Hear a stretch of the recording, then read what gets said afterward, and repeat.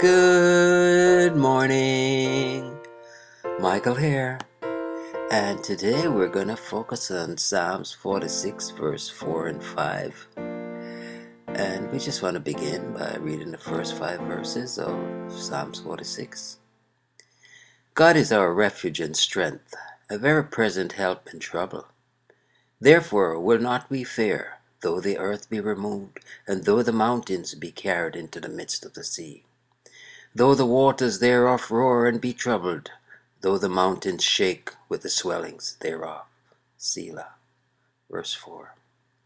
There is a river, the streams whereof shall make glad the city of God, the holy place of the tabernacles of the Most High.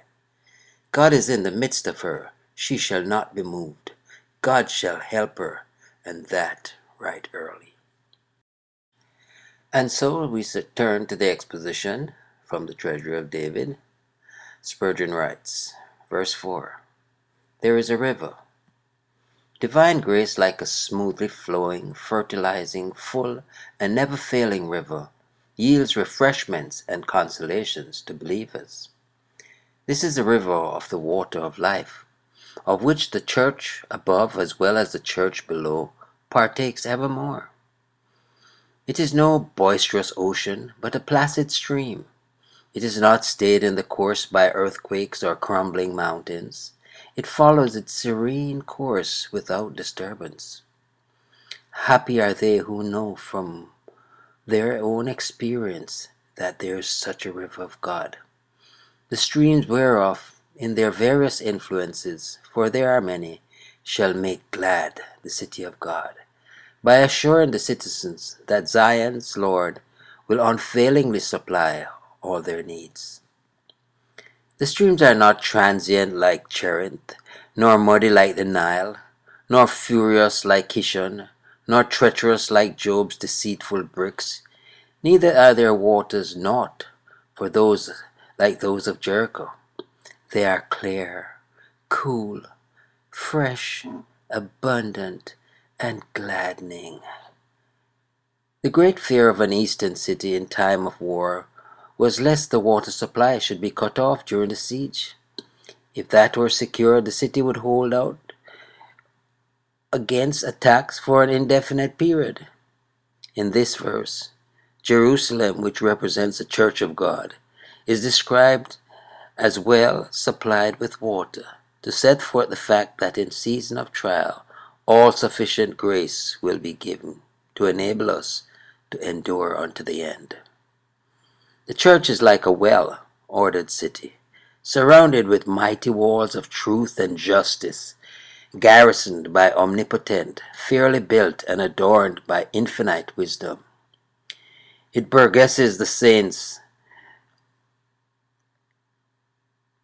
It burgesses the saints enjoy high privileges. They trade with far-off lands. They live in the smile of the king. And as a great river is the very making and mainstay of a town, so is the broad river of everlasting love, and grace their joy and bliss. The church is peculiarly the city of God, of his designing, building, election, purchasing, and indwelling. It is dedicated to his praise and glorified by his presence, the holy place of the tabernacle of the Most High. This was the peculiar glory of Jerusalem, that the Lord within her walls had a place where he peculiarly revealed himself, and this is the choice privilege of the saints, concerning which we may cry with wonder, Lord, how is it that thou wilt manifest thyself unto us, and not unto the world? To be a temple for the Holy Ghost is a delightful portion of each saint. To be the living temple for the Lord her God is also the high honor of the church in our corporate capacity. Our God is here called by a worthy title, indicating his power, majesty, sublimity, and excellency. And it is worthy of note that under this character he dwells in the church. We have not a great God in nature and a little God in grace. No, the church contains as clear and convincing a revelation of God as the works of nature, and even more amazing is the excellent glory which shines between the cherubim, overshadowing that mercy seat, which is the center and gathering place of the people of the living God. To have the Most High dwelling within our members is to make the church on earth like the church in heaven. And on verse 5, God is in the midst of her. His help is therefore sure and near. Is she besieged? Then he is himself besieged within her, and we may be certain that he will break forth upon his adversaries. How near is the Lord to the distresses of his saints, since he sojourns in their midst. Let us take heed that we do not grieve him. Let us have such respect to him as Moses had when he felt the sand of Horeb's desert, to be holy, and put off his shoes from off his feet when the Lord spake from the burning bush. She shall not be moved. How can she be moved unless her enemies move her Lord also? His presence renders all hope of capturing and demolishing the city utterly ridiculous. The Lord is in the vessel, and she cannot therefore be wrecked. God shall help her. With her near her, he will furnish rich supplies, and outside her walls he will lay her foes in heaps like the armies of Sennacherib, when the angel went forth and smote them, and that right early. As soon as the first ray of light proclaims the coming day, at the turning of the morning, God's right arm shall be outstretched for his people. The Lord is up betimes. We are slow to meet him, but he's never tardy in helping us. Impatient complains of divine delays, but in very deed the Lord is not slack concerning his promise. Man's haste is often folly, but God's apparent delays are ever wise, and when rightly viewed, are no delays at all.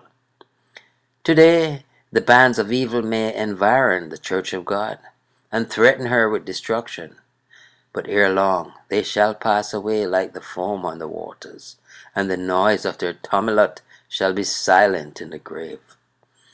The darkest hour of the night is just before the turning of the morning, and then, even then, shall the Lord appear as the great ally of his church. Yes. Really nice reading these words, knowing that our God watches over us, cares for us. Our city shall not be besieged, for his help cometh right early, as it's always on time. Well, Michael here, trusting you enjoyed the meditation, declaring once again, Jesus is Lord. Until next time, be blessed.